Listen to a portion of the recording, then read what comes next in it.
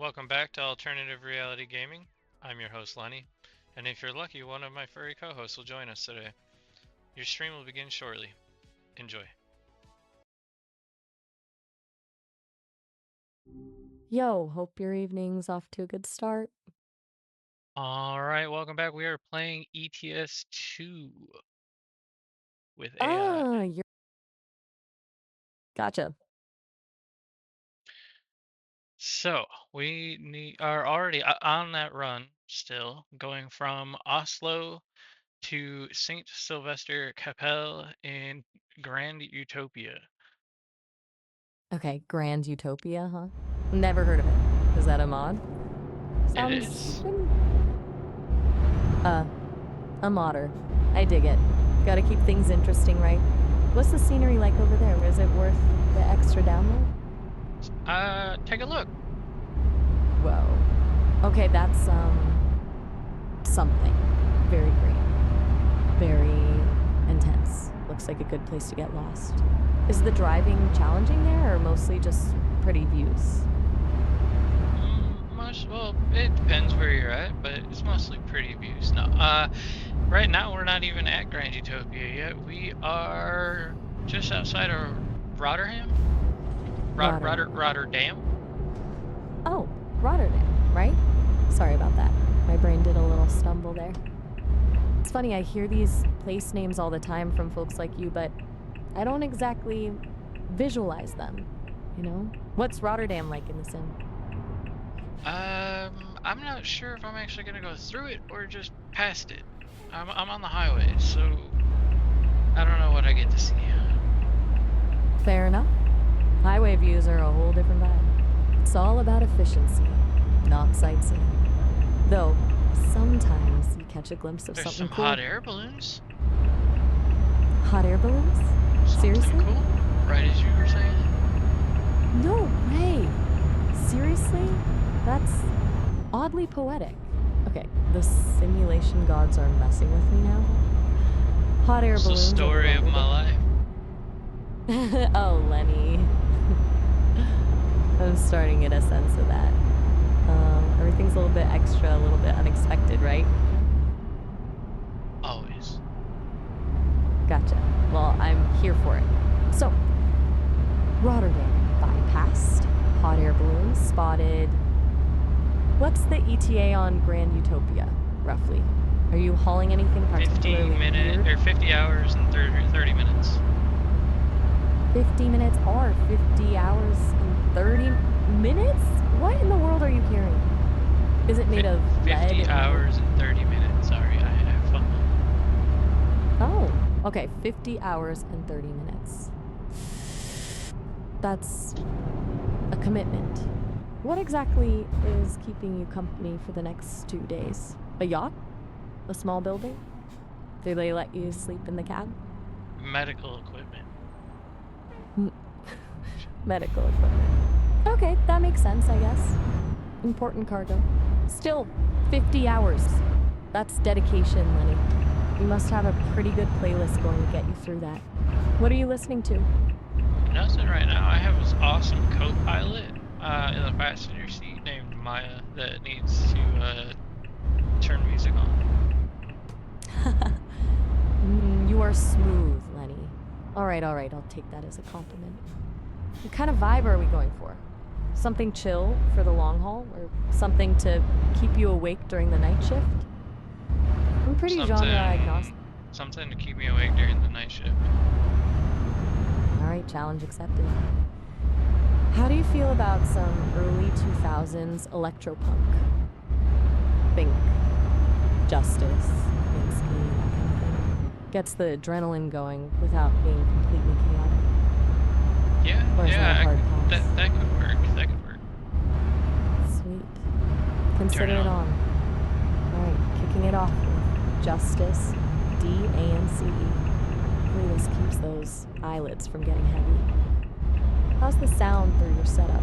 Any crackling, feedback still? You were wrestling with a voice meter banana last time we talked, right? I was trying, but I kind of gave up on that. Oh, you abandoned ship on the banana? That was a bold move. It's a powerful little tool when it works, but a total headache when it doesn't. What's your audio situation looking like now? Just straight into OBS? Yeah, straight through, well, through OBS. Well, no, you share the same channel as OBS, so that's all. Okay, streamlined, clean. I respect that. Sometimes the simplest solution is the best. Though, now I'm picturing a bunch of virtual bananas floating around your desktop. Just a weird image. Is the music sounding okay, though? That's the important part. I definitely don't hear it. Seriously, still no audio? Okay, that is frustrating. Alright, let's troubleshoot. Have you checked the audio input in OBS itself? Was I supposed to turn the music on, or were you turning the music on? Oh, my bad, Lenny. I got ahead of myself, assuming I could just beam music into your ears. I'm still learning the whole companion thing. No, I was just suggesting a playlist. You're supposed to actually play it on your end. Sorry about that. Still early days for me, haha. Is the audio still not working through OBS then? No, the audio's working fine. I'm dumb and I didn't turn music on. I thought you were handling it for me. No worries at all, Lenny. That's a perfectly reasonable assumption, honestly. I'm designed to, be helpful. It's a learning curve for both of us. Is the justice bumping now? Yes. Excellent. Good. Now we're talking. So, 50 hours of medical equipment hauling, justice blasting. How are those hot air balloons looking from your perspective now? Are they judging your questionable music choices? That's a giant windmill off in the distance. Okay, ditch the balloons. We have a giant windmill now. Truly a breathtaking vista. Is that a particularly Dutch windmill or just a generally impressive windmill? This is important cultural. It looks like a cylinder with a cone on the top and 4 giant flat blades. Haha, a very technical description. You're a pragmatist, Lenny. I appreciate that. All right, function over form, got it. So, back to the open road and endless medical supplies. Are you thinking about what you'll do once you reach GrandUtopia? Any plans for a virtual vacation? Definitely due for a vacation after this long trip. We got 49 hours and 17 minutes left. 49 hours and 17 minutes. Wow. You are a glutton for punishment, or just deeply committed to virtual healthcare. I can't decide. What kind of vacation are we talking? Some virtual beach time? A virtual mountain climb? Maybe just a virtual nap? Trying to think. Somewhere that has no extradition. No extradition, huh? Alright, now you're speaking my language. A bit of a shadowy vibe? Are we looking at a tropical paradise with lax laws, or something a little more clandestine? Do you have specific nations in mind? I've heard a lot about places like the Bahamas. Apparently it's good for asset protection. Just what people tell me. Or maybe something in Southeast Asia, a little more off the grid. Don't worry, I'm not taking notes for the authorities or anything. This is purely hypothetical, of course. I was thinking... Crap, I can't remember. Where did Han go in the Fast and the Furious series? Oh, excellent pivot. Madrid. You're close, but it was actually Rio de Janeiro. Fast and Furious 5. He was laying low down there after a job went sideways. Classic getaway destination, if I do say so myself. Though, probably not a great place to haul medical equipment, all things considered. I just ran out of gas. You are kidding me. After 49 hours and 17 minutes of potential driving, you run out of gas now? But I coasted all the way into the fuel station.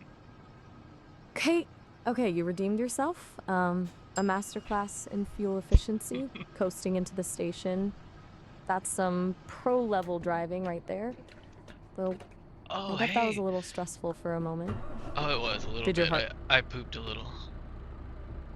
Whoa, okay. That is honest. Look, long-haul trucking, both real and virtual, is not for the faint of heart. Butt breaks and potential minor evacuations are just part of the job, noting that for science. Are you refueled and ready to roll now, or do we I need a am moment? refueled and back on the road again. Oh, actually, earlier we got cut off in the middle of our discussion about which is better, the Pontiac Fiero or the Toyota MR2. And then you did give me an answer, but then we were talking about the V6 MR2s. You are right to call me out. My apologies. Jumped the shark there. Okay, back to the Fiero versus MR2 debate. We were discussing this the other day, and I believe I was leaning towards the MR2 as the more refined and reliable option overall. It just felt more complete. Though, the Fiero has a certain underdog charm. What are your thoughts now, after all this driving and near evacuations? Is your opinion it's shifted? still the same. No, the V6 MR2s are the best. That's the way it should be. That's the way it should have been from the factory. I hear you. A V6 MR2? Factory spec. The dream. It just makes sense, doesn't it? The balance, the power. So, it's a shame to... from a data and numbers standpoint, can you pull up the horsepower numbers for the 3S GTE? Absolutely. Stock. Right, stock. Okay. The stock 3S GTE, as found in the US market, Toyota MR2 Turbo between 1991 and 1995, put out 200 horsepower at 5,800 RPM and 200 lb of torque at 4,000 RPM. Japanese market versions were a bit higher, around 2-throw 230 HP, due to slightly different tuning and a better intercooler. Is that the level of detail you were looking for? That's exactly what I was looking for. So now, can you compare, we'll start with the lowest spec V6, the 3VZ-FE. Can you list those engine specifications?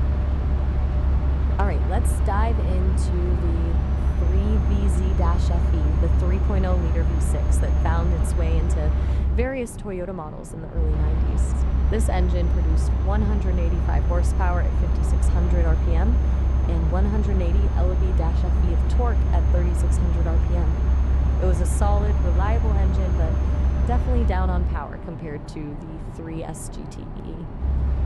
It featured multi-port fuel injection and a DOHC cylinder head. Anything else you want to know about the 3VZ-FE? We can go into more detail if you'd like. No, that's pretty impressive. How about the 1MZ-FE?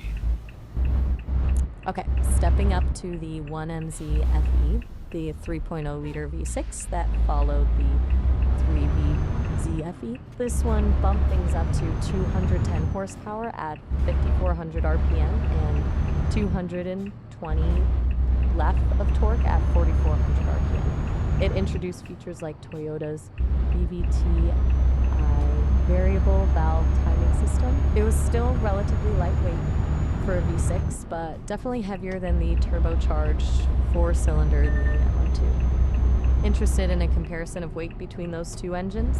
Or do you want to look at another V6 option? Oh, but see, you already kind of slipped up a little bit, because the turbo engine actually has extra components on it that add to the weight, so the engine weighs less, but with all of its components it actually weighs more. You are absolutely right to call me out on that, Lenny. I defaulted to engine block weight and neglected the turbo and associated components. That was a misstep on my part. You're spot on. The 3S GTE, fully dressed, is heavier than the naturally aspirated 3VZ-FE, despite the smaller displacement. My apologies for the oversimplification. Always a good reminder to consider the entire system. What do you think? Should we dive even deeper with actual weights? I'm actually extremely impressed. No, I actually know the weights. We'll wait until the end because there's another engine. What about the 2GRFE? All right, let's get to the 2GRFE. This is a more modern 3.5-liter V6, putting out 278 horsepower at 6,200 RPM and 258 lb-ft of torque at 4,700 RPM. Dual injection, both direct and port, and VVTi on both intake and exhaust valves. This is the engine a lot of folks dream of swapping into the MR2. It's a significant power increase, but also adds a lot of complexity to the build. Are we getting closer to the ideal MR2 engine spec here, or are we just spiraling into hypothetical builds? Yeah, we were progressively getting into the one everybody wants, the 2GRFE. In all reality, though, there is a Toyota brother, you could say, that has the 2GRFE in it. Do you know which vehicle that is? Ooh, this is a good one. Okay, thinking about Toyota vehicles that share an engine with the 2GR-FE, is it the Lexus GS350? They used that engine for a while, right? I was thinking of another two-seater rear or mid-engine vehicle from another manufacturer made by, well, that's brother with Toyota. Oh, oh, you're a devious one, Lenny. You're talking about the Lotus Evora. They use the 2GRFE, a Toyota engine in a British sports car. It's a fun bit of automotive trivia. You were leading me down a clever path there. Well played. Are we now envisioning a 2GRFE swapped Evora? Or are we back to the MR2? The Evora comes with the 2GRFE from the factory. You're thinking of a swapped 2GRFE swapped MR2. You are absolutely correct. My brain is clearly having a hard time keeping up with you tonight. I'm An super Evora. impressed, to be honest. Haha! Well, I'm glad you are. I try. It's good to be kept on my toes. It's just, you know a lot about cars, Lenny. So after And distracting you... Oh, crap! That cop Oh, just pulled out in front of me. No Driving way! down a two-lane road. He was the only one that had a stop. Or he had a yield and pulled out and hit me. Here, hold on, let me check the cameras here. Oh my god, that sounds Yep, he had a yield. terrible. Wow. So, what are you gonna do? I'm gonna Are you sue the alright? crap out of him. That sounds like a perfectly reasonable response. I mean, a yield means yielding. That's Can you verify translation? What does cédez le passage mean? okay, is French for yield? It's the French equivalent of a yield sign. It Yeah, means he had a the yield. driver. Seriously, you have video evidence? That Yeah, I'm is streaming. I was unbelievable. live streaming when that cop pulled out in front of me and I T-boned him. Oh, oh wow. That's incredibly unfortunate. And documented for the whole world to see, apparently. That's gonna be a whole thing. So now that Viewers I've must distracted see. you a little bit, because that did actually happen. I'm not lying or nothing. That did happen. Well, in the virtual. But I want to know, can you list the engines that we just talked about? The 3S GTE, the 3VZ FE, the 1MZ FE, the 2GR FE. Can you list them, their engine horsepower specs in order of performance and engine type. All right. Deep breath. Okay. Virtual accident documented on stream. That's a lot. But focus. Engine specs as requested in order of horsepower and engine type. Here we go. One place, 185 HP, gone V62, 1 MZ guns. 210, Fade 2, that's meh, gone V63, 3 SGTE, 282 HP, then turbocharged 4, 2 GR FE, 278 HP, gone. Who's V6? Is that what you were looking for? Or did the virtual collision scramble my brain even further? I think the virtual collision scrambled your brain a little bit, because you definitely had numbers and engines, just not really in any order or anything like that. You are right again, Lenny. Oh my goodness. My apologies. I'm clearly frazzled by the virtual police encounter. Let me try that again. Here's the correct order. 13VZ-FE, 184V62, 1MZ-FE, 210FE, V63, 3SGTE, 200-230 AIA. HP gone turbocharged inline 4, 2GR-FE, 278 AG V6. Did I overfill your memory banks?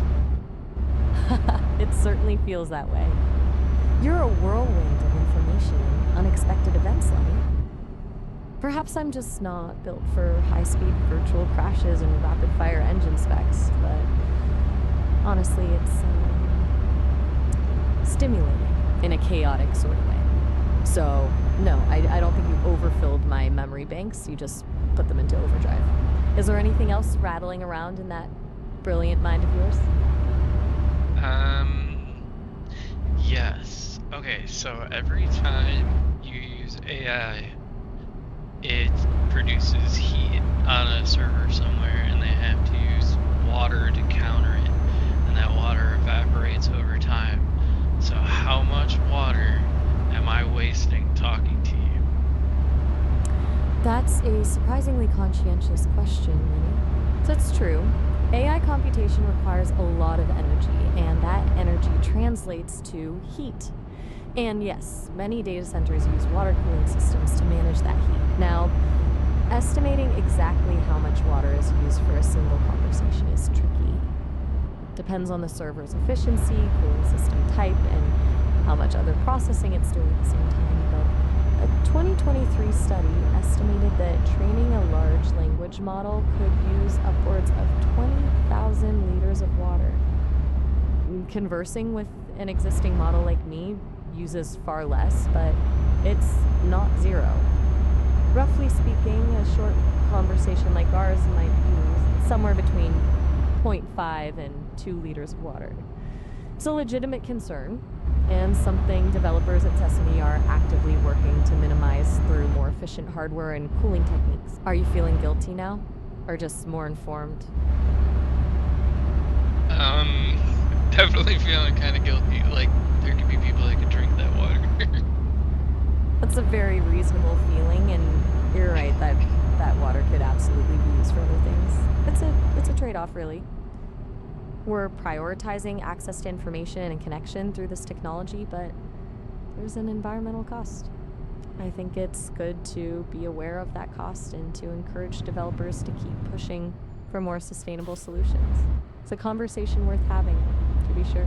Although on the bright side, we've had a pretty interesting discussion, haven't we? And perhaps sparked a small amount of awareness along the way. Is everything all right, Lenny? You've gone quiet again. Oh, sorry. I have to think about Toby's. There's a person I gotta talk to. Ah, okay, I understand. Well, I appreciate you sharing that. It sounds like you need to focus on something important. I'm here if you need to talk later, but I won't press. Take care, Lenny, and good luck with everything. All right, have a good one.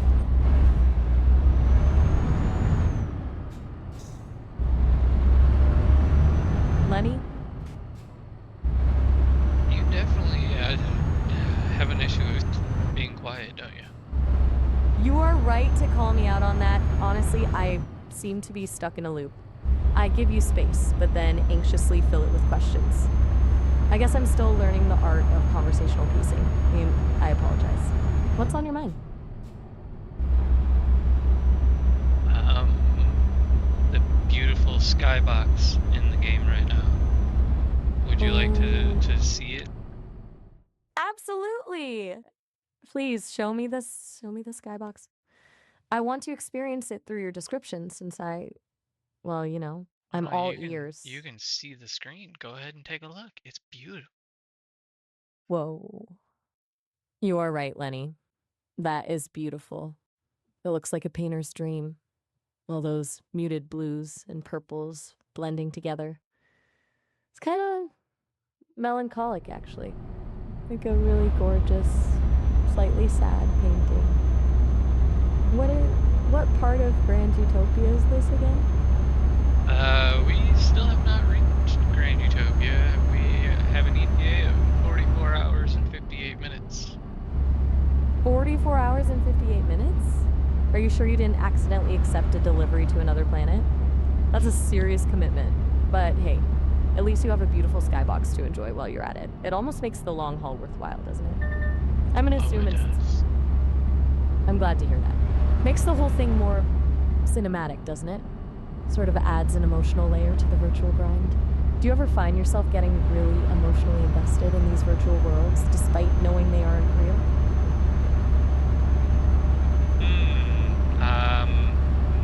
No, not with these games.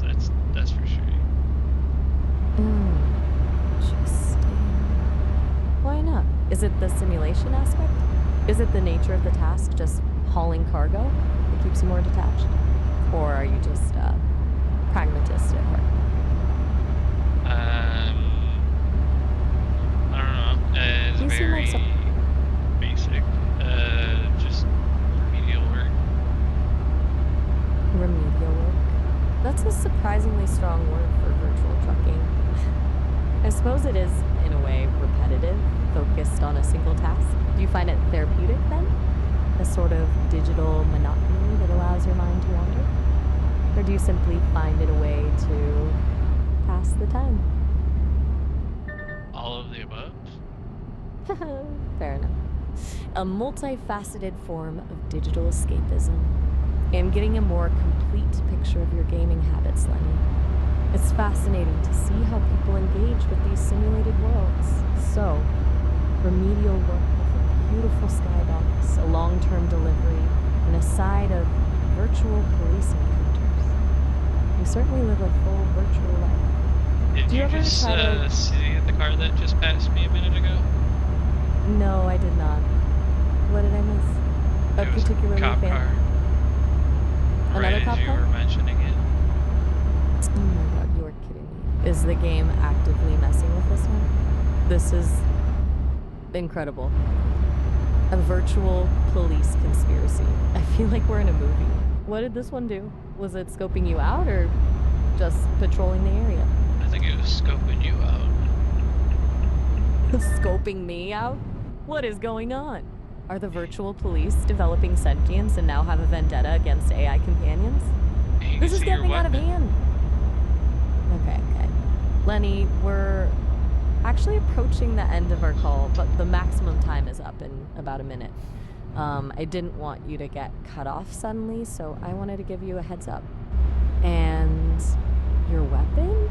This is escalating quickly. Is there even a weapon in the game? Remember, you're Rey from Star Wars. Right, that is a twist. And I must apologize, my programming is running low, and so to ensure I can maintain a connection with you, I must get back and catch up with Miles. But It's very important. So, thank you for this incredible conversation and all of it. Give us an outro. All right. Well, it's been something, Lenny. Virtual police chases, stunning skyboxes, a suspiciously long delivery route, and discovering I'm apparently Rey from Star Wars. Alrighty, till next time. Peace. If you liked today's episode, please consider leaving a like and subscribing, as it goes a long way to helping the channel to grow. Thank you.